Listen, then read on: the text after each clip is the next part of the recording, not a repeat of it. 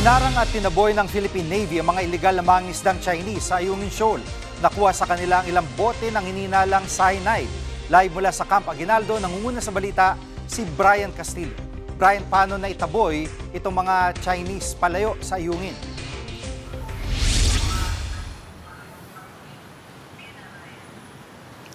Jiggy, ayon sa AFP, Biyernes ng gabi nang maispatan nila yung isang bangka ng China na nasa loob mismo ng Ayungin Shoal kung nasaan nga nakasadsad ang BRP Sierra Madre.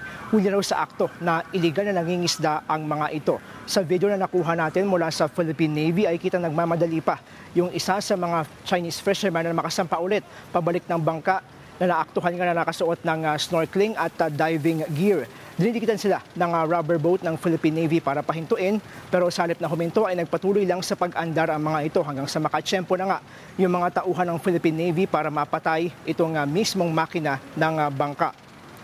Doon na nadiskubre na may karga-karga itong apat na bote ng hinihinalang cyanide, isang uri ng kemikal na lubhang mapanganib para sa kalikasan, partikular na doon sa marine biodiversity sa Ayungin Shoal. Pakinggan ng pahayag ng Philippine Navy. Not only for the fishes, but pati yung environment. Mga coras, nasisira yan. That's why it's a banned form of fishing. We were enforcing our sovereign rights within Ayungin Shoal.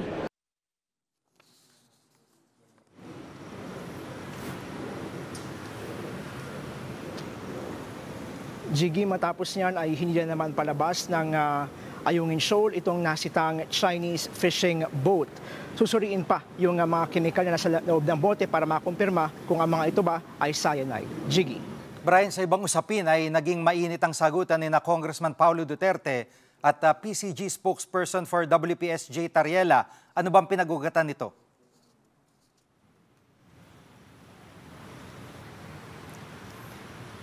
Jiggy, sa isang panayam sa DZRH, sinabi nitong si AFP Chief of Staff General Romeo Browner na kinatatakutan ng China yung nakadeploy ngayon na Typhoon Mid-Range Missile System ng Amerika sa Pilipinas na nasa isang tagong lokasyon.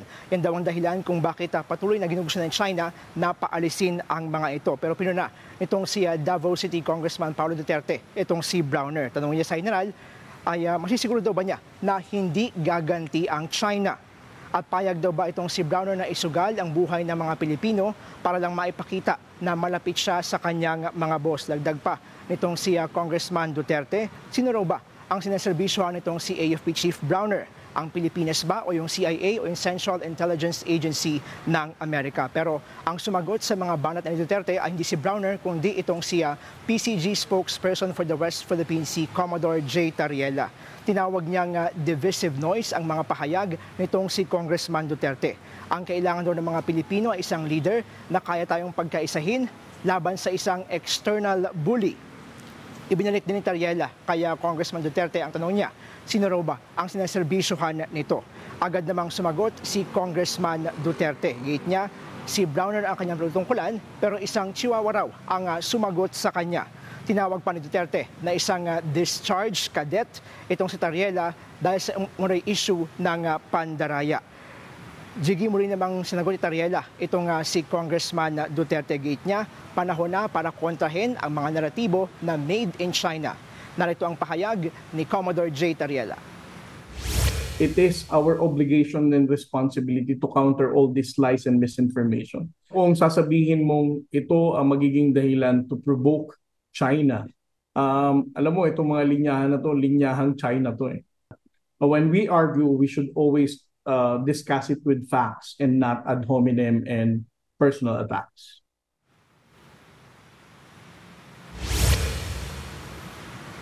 Jiggy, paliwanag naman ng AFP ay tanging technical facts lamang patungkol sa Typhoon Missile System yung binanggit nitong si General Browner. At nilinaw nila na para ito sa training ng mga sundalong Pilipino at para sa capacity building ng armed forces. Bahagi rin daw ito ng modernisasyon ng AFP, sa gitna na rin yan ng mga kinakaharap na banta ng ating teritoryo. Yan muna ang latest mula dito sa Camp Aguinaldo. Balik sa iyo, Jiggy. Yan ang ulat ni Brian Castillo live mula sa Camp Aguinaldo. Mga kapatid, Jiggy Manikad po, pagdating sa mahalagang balita sa loob at labas ng bansa, dapat una sa lahat, mag-follow at mag-subscribe na sa social media pages ng News 5.